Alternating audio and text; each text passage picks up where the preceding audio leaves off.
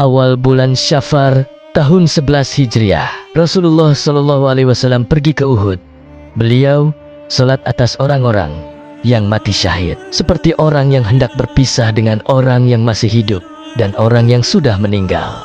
Sesungguhnya aku lebih dahulu meninggalkan kalian, karena aku menjadi saksi atas kalian. Dan demi Allah, aku benar-benar akan melihat tempat kembaliku saat ini. Aku telah diberi kunci gudang dunia atau kunci dunia.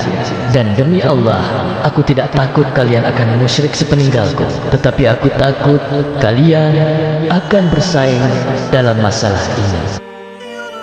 Waktu itu, bulan Rabiul Awal tahun ke-11 Hijriah, Rasulullah mulai merasakan sakit yang sangat berat. Panas tubuhnya tinggi, hingga para sahabat menyentuh beliau dengan kain basah untuk meringankan demamnya. Tapi tak satu keluhan pun keluar dari lisannya.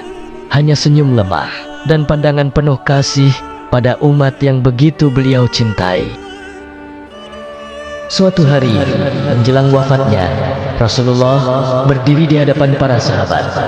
Dengan suara lemah namun tegas, beliau bersabda, "Wahai manusia, siapa di antara kalian yang merasa pernah aku sakiti punggungnya? Inilah punggungku, silakan membalasnya." Para sahabat terdiam, menangis. Tak ada yang sanggup berkata. Tapi tiba-tiba seseorang berdiri.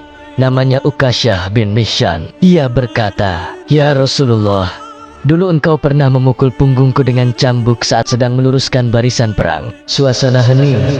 Para sahabat menahan napas, tapi Rasulullah tak marah. Beliau berkata dengan lembut, "Kalau begitu, ambillah cambuk dan balaslah aku, wahai Ukasyah." Cambuk pun diberikan kepada Ukasyah. Lalu Ukasyah berkata, "Dulu engkau memukulku saat aku tidak mengenakan baju, ya Rasulullah." Tanpa ragu, Rasulullah membuka bajunya, memperlihatkan punggungnya yang mulia. Seluruh sahabat meneteskan air mata, tak sanggup melihat peristiwa itu.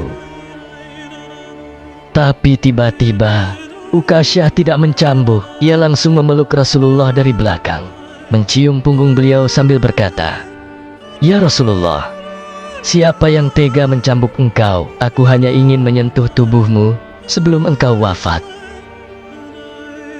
Tangis pun pecah. Seluruh sahabat menangis terseduh. Rasulullah tersenyum dan memeluk Ukasyah dengan penuh kasih. Inilah Rasulullah, pemimpin yang agung, tapi lebih memilih dihukum jika ia merasa belum adil. Hatinya penuh cinta, bahkan saat maut sudah dekat. Ya Rasulullah, kami rindu pada akhlakmu yang agung. Semoga kelak kami bisa mencium tanganmu di telaga Kautsar. Hari Senin yang sunyi. Di pagi hari itu, rumah Aisyah begitu sunyi. Rasulullah berbaring lemah di pangkuan Aisyah radhiyallahu anhu. Nafasnya mulai berat, matanya mulai berkaca. Beliau menatap Aisyah, lalu menatap langit. Bibirnya bergerak lirih. "Bersama orang-orang yang engkau beri nikmat, ya Allah, bersama para nabi, siddiqin, syuhada, dan orang-orang saleh." Lalu beliau berbisik, "Umati, umati, umatku, umatku."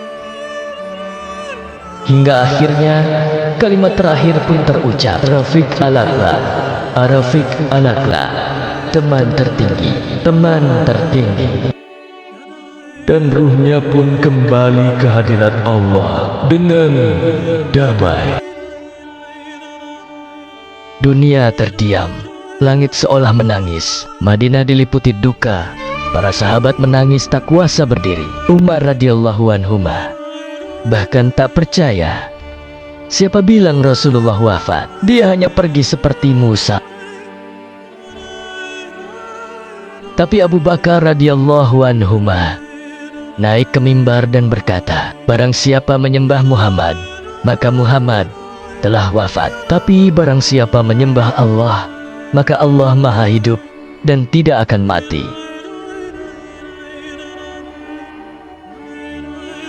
Rasulullah telah pergi.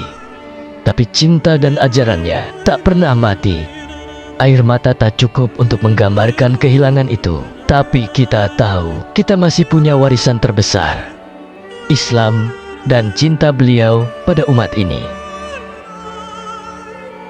Ya Rasulullah, kami rindu padamu meski belum pernah bertemu.